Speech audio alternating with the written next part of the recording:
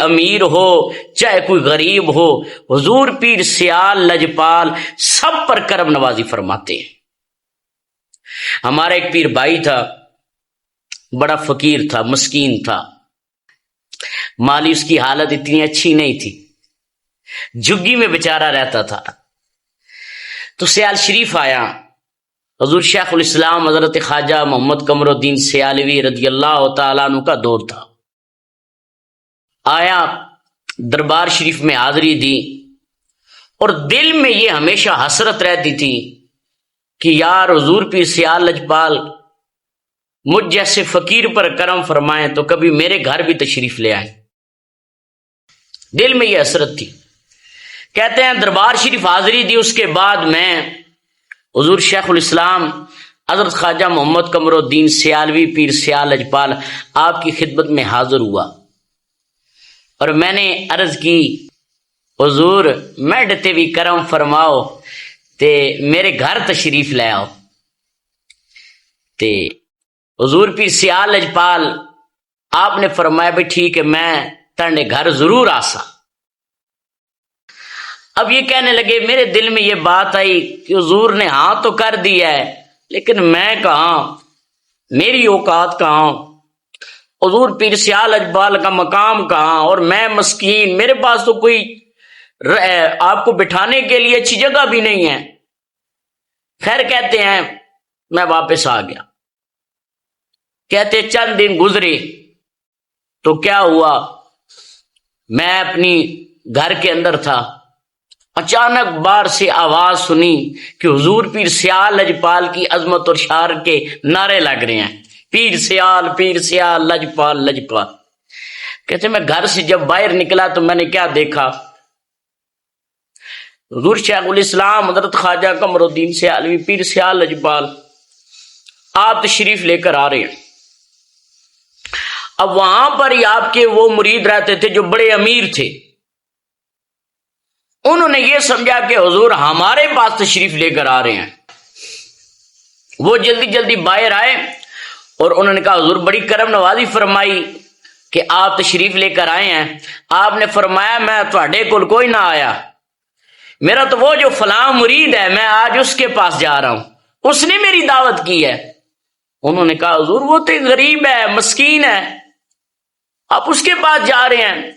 تو اچانک آپ کا چہرہ متغیر ہو گیا۔ آپ نے فرمایا وہ چاہے مسکین ہے چاہے وہ فقیر ہے، وہ ہے تو میرا مرید نا۔ آپ اس کے گھر گئے، اس نے آپ کا استقبال کیا، گھر والوں نے استقبال کیا۔ آپ کے مرید جو ساتھ تھے وہ کہتے تھے کہ کوئی خاص جگہ نہیں تھی کہ جہاں پر حضور کو بٹھایا جاتا، گھر کے اس کے حالات کچھ ایسے تھے نا، تو باہر اس نے بٹھایا۔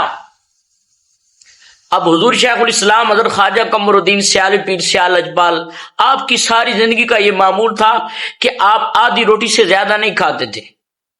اولیاء اللہ ہمیشہ غذا بڑی کم کھاتے ہیں۔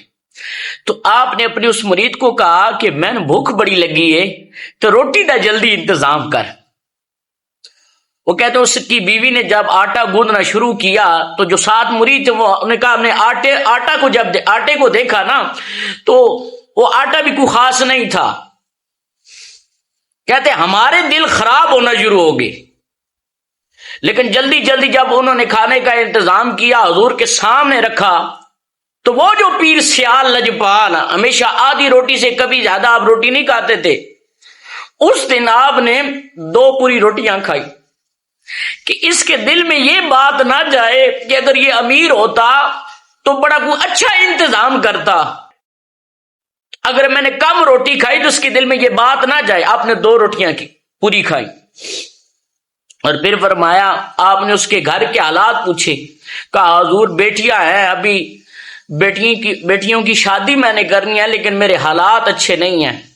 تو آپ نے فوراً اپنے خادم کو بلایا، تو آپ کا جو پرس تھا اس میں سے جتنے پیسے تھے حضور پیر سیال لجپال نے وہ نکال کر اپنے سارے اس مرید کو دیے اور فرمایا اپنی بیٹیوں کی شادی کر، اگر کوئی اور بھی ضرورت پڑے پیسے تو سیال شریف آ جانا، میں تجھے اور پیسے دوں گا۔